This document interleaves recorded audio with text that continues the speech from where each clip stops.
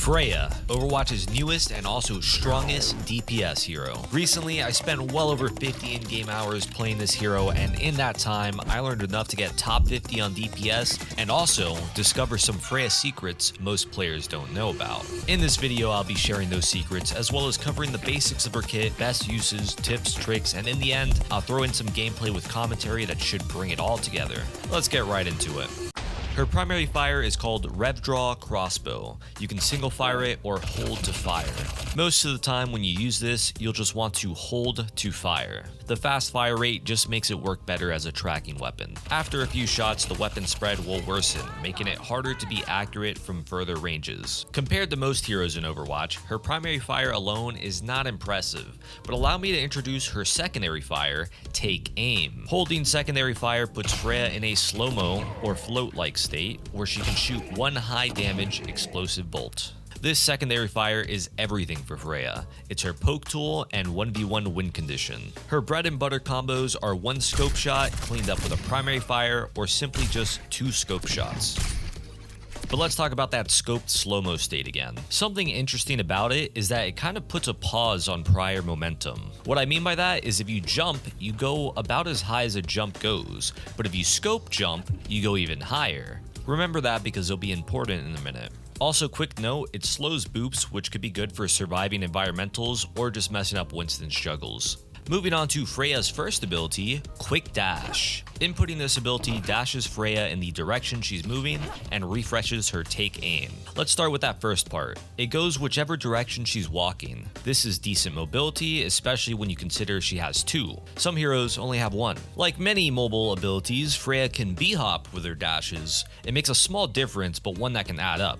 To perform this, dash in a direction, and once mid-air, you'll want to hold the jump input until the hop happens. This conserves your momentum and can be the difference between getting back to a fight sooner or being quick enough to escape death. Something else with dash that's easy to miss is if FREJA doesn't move but inputs dash, she'll go up. Not very useful when you could just jump for the same height, but if we jump and at the peak of the jump input dash, now you're getting some height. Even more so with a double dash. Remember that thing I talked about earlier with scope jumping?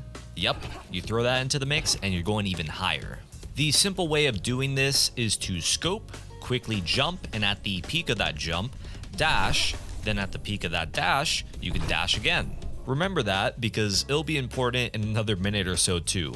The second effect of her dash ability is that it resets explosive bolts. So basically, scope shot, scope shot, scope shot, and you got some really good burst damage. You're going to want to get used to doing this because it basically increases your chance of hitting those bread and butter combos I talked about earlier. It also just looks cool.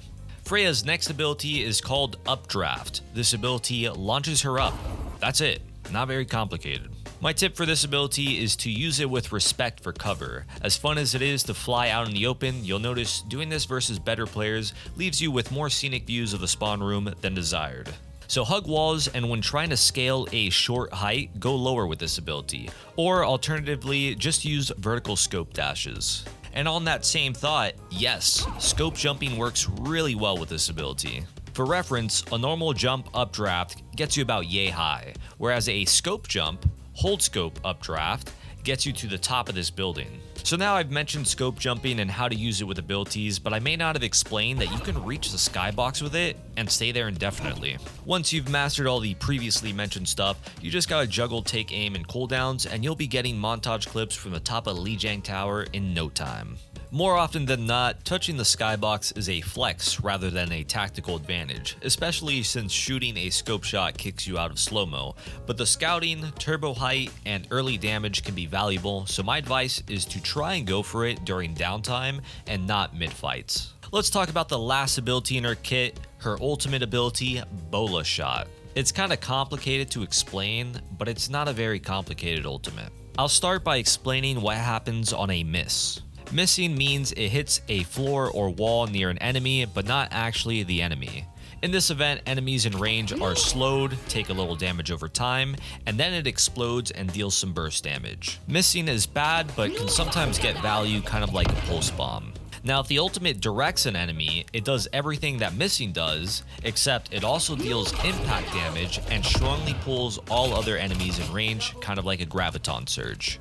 Oh, and it also hinders the person directed, meaning they can't use movement abilities for a short period of time. Something else worth noting about her ultimate is that while casting it, it gives her a moment of slow-mo just like her secondary fire does. The ultimate also farms faster than most heroes, especially thanks to her bounty hunting passive, which grants ult charge after 3 final blows. The best use I found for her ult is to just use it as often as possible. You can use it to punish an aggressive tank, or to get a surprise kill on the flank, or just in a regular fight against enemies who don't have cooldowns to dodge it.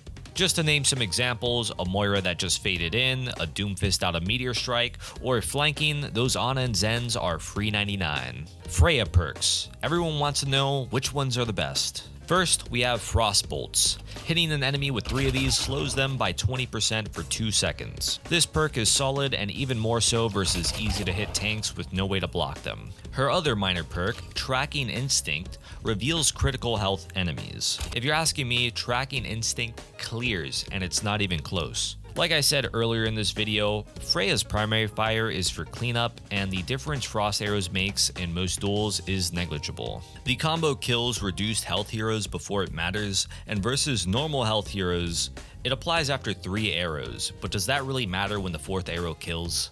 Best use case is if the target is getting healed or if a tank is out of position, but Tracking Instinct, on the other hand, applies every time you hit a secondary fire on a squishy. Having wall hacks on low HP targets gives free kills and just a huge advantage in 1v1s. This perk is S tier and I recommend picking it 9 times out of 10. Moving on to her major perks, we have Relentless Barrage. Direct hits with take aim refunds 4 bolts. This perk is good, but once again, the other perk is just better. Ready to Hunt gives FREJA a free use of Quick Dash after using her Updraft ability. It's quite literally free mobility and damage. This lets her be more offensive, defensive, and gets her out of spawn quicker. Personally, I pick this perk every time. So here's a question for you guys. What makes FREJA stronger than most DPS? It's not just her damage. Although dash arrowing tanks is just as effective as a long-range fan the hammer, there's something bigger that sets her apart. What removes her from the crowd is how flexible her movement is, which shouldn't come as a surprise since most of her kit is just movement. With that in mind, the best way to take advantage of this movement is to use it to take unexpected angles, flank, and bait chases, but never get caught. This hero, in my opinion, is best played like a Pharah or an Echo. Keep range, control the sides of the maps, and sometimes you might have to duel for it, so play it smart. Her strength isn't in a fair, grounded cookie clicker battle, it's in being the Peekaboo World Champ. Shoot and hide until you land the skill shot, and then go for the cleanup. Okay, philosophy mumbo jumbo out of the way, I'll give you guys a quick play-by-play that should tie together everything that you learned here. This is a GM game. It's not my best game, it's not my worst game. It's just an average game that I feel shows a lot of the fundamentals of FREJA. So as the game starts here, I want to go top left because there's the safety of high ground. It's also just good since FREJA has no fall off damage. I quickly noticed that red team is going far elephant side, so I reposition for a better angle. I'm softening up the tank as much as I can, that way he can't take space. Unfortunately, we lose our tracer, so we have to get ready to back up. Something you'll notice is I'm spending a lot of time floating and just shooting from these really weird angles. You're going to want to do that a lot on this hero because that's just what she does best. We're waiting for the regroup, so I'm just poking and playing around my cooldowns. Going over the roof is an unexpected angle and a quick way to high ground. If I don't have an easy shot on a squishy, I'm just shooting the tank. I notice my tracer shooting their Ana, so I try to capitalize off of her distraction. Their FREJA sees me, so I have no choice but to shoot her. I end up getting lucky and catching the enemy Ana here.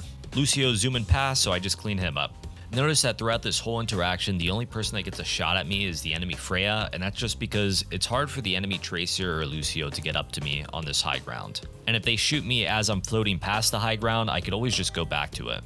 I end up getting potato aim here and have a pretty embarrassing death to this Tracer, but it is what it is. Aiming in Overwatch is kinda hard sometimes.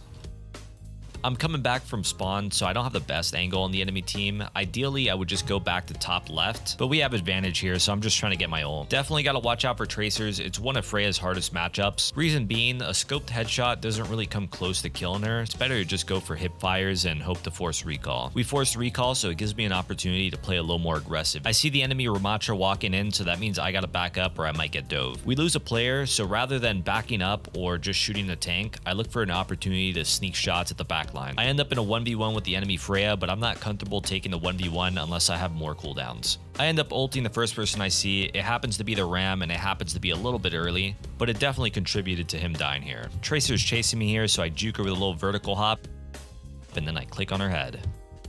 There's downtime here, so I use my cooldowns to try and farm ult while the enemy team's regrouping. They accidentally nano ram here, which is pretty funny. And again, I'm on high ground here. I see him rotating. I make sure to pump in damage. He's forced to pop his ult just to survive. Enemy FREJA gets a pop shot on me, and I have no clue where she's at, so I'm just moving. She ends up trying to chase for the kill, gets juked, and my Kiri kills her. I whiff some shots on the Moira, and I'm not really comfortable taking the 1v1 without the health pack, so I just reposition. And because I don't take the ego duel, I end up catching their Tracer. I see their Moira with the critical perk, so I look for the cleanup on her. At the start of this next map, I end up going point side because I know they might have a tracer that goes here and I need to mark it. If I don't mark it, we'll end up getting sandwiched later. I noticed my hazard walking up, so I look for another angle. I heard their FREJA shoot, so I'm keeping an eye out. My hazard also backs up, so I start to back up. I see my tracer was just left side, so I go to press it.